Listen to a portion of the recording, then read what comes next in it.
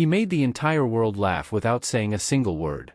For 30 years Rowan Atkinson presented one face to the planet, bumbling, childlike, magnificently incompetent, and the world accepted it completely.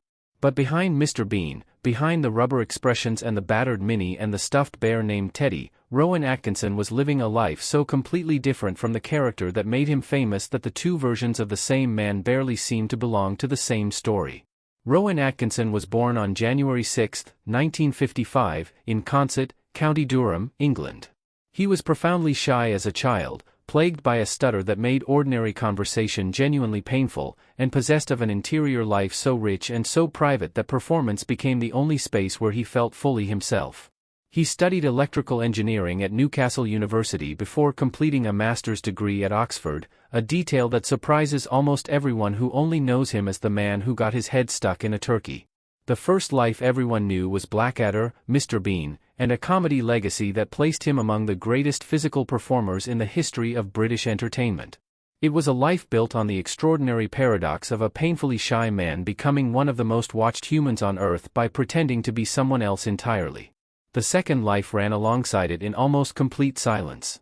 Away from the cameras, Rowan Atkinson was a technically brilliant automotive engineer in everything but title, a man who could discuss the mechanical specifications of a McLaren F1 with the precision of someone who had built one with his own hands. He owned that McLaren. He crashed it twice. He walked away from both incidents and had the car repaired each time at costs that would have purchased several ordinary houses. His relationship with machines was not a celebrity hobby. It was a genuine and consuming passion that existed entirely outside the persona the world had constructed around him. He was also, beneath the global fame, a deeply political and intellectually serious person. He wrote extensively about free speech. He testified before parliamentary committees.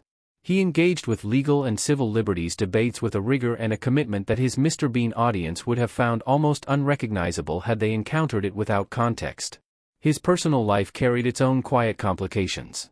His marriage to Sunetra Sastry lasted from 1990 to 2015, 25 years that produced two children, Benjamin and Lily, and ended with a dignity so complete that the tabloids barely knew what to do with it.